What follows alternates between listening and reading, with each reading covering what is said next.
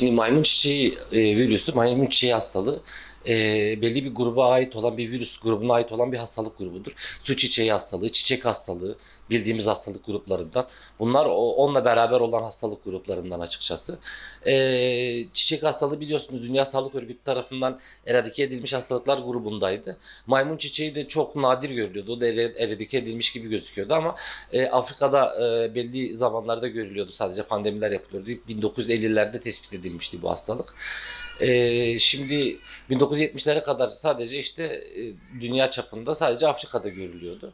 Son dönemlerde özellikle İsviçre'de gözüküyor olması bu virüsün acaba uçakla ya da değişik transport şekilleriyle dünyaya yayıldığı üzerine soru işaretleri gündeme getirdi insanların kafasında. O yüzden insanlar bilgilendirilsin diye açıkçası herkes şu anda ne olacak diye bekliyor.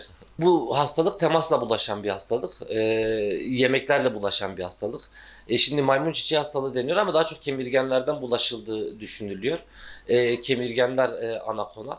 O artı onlardan bizim gibi memeli hayvanlara geçebiliyor. Onların etinin yenmesiyle bulaşabilir. Ondan sonra o hastalığa sahip olan herhangi bir hastayla temas etmekle, uzun süreli temasla bulaşabilir. Şimdiye kadar görülen pandemilerde çok fazla kişi etkilenmemiş açıkçası. Yani yayılma hızı çok yüksek değil ama etkileri çok şiddetli olduğu için göz önünde bulundurulması gereken bir hastalık. İnsanda belirtileri vücutta döküntülerle oluşuyor. Böyle bizim makül dediğimiz papül dediğimiz ya da vezikül dediğimiz içi kabarmış vücutta böyle döküntü şeklinde böyle kızamıkçıkta görülen ya da süt çiçeğinde görülen o tarzda döküntülerle meydana gelebiliyor. Özellikle el ve yüzleri de tutabiliyor bu hastalıkta.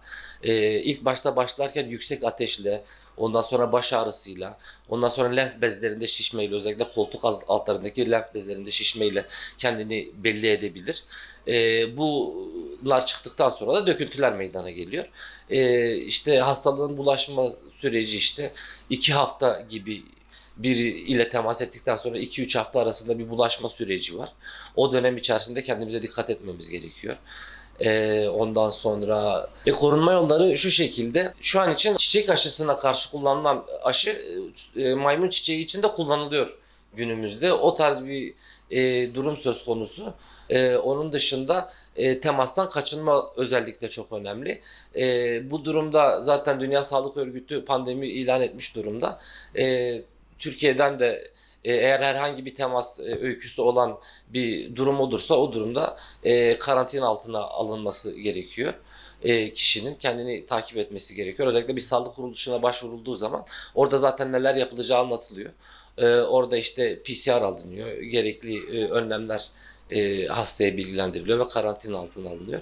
Eğer semptomlar gelişirse hastaneye yatırılıp hastanede tedavi edilmesi gerekiyor. Türkiye'de şu anda herhangi bir vaka görülmemiş durumda ama görülmesi durumunda bunlara uyulması gerekiyor. Geçmişte de herhangi bir vaka görülmemiş. Şu ana kadar özellikle Kuzey Afrika dışında herhangi bir yerde gözükmemiş hastalık özellikle. Günümüzde de son zamanlarda uçakla büyük ihtimalle düşünülüyor. Değişik ülkelerde görülmüş olması bu hastalığı ön plana çıkarmış durumda. Tedavi olarak herhangi bir ilaç destek tedavisi veriliyor açıkçası. Vücudun öbür virüslere karşı çoğunda olduğu gibi hastalığı yenmesi bekleniyor. O dönem içerisinde de destek tedavisi yapılıyor. Spesifik bir tedavisi yok. Eski pandemilerde olan var, şu anda takip altında olanlar var. Takip ediliyor şu anda, bilinmiyor şu anda.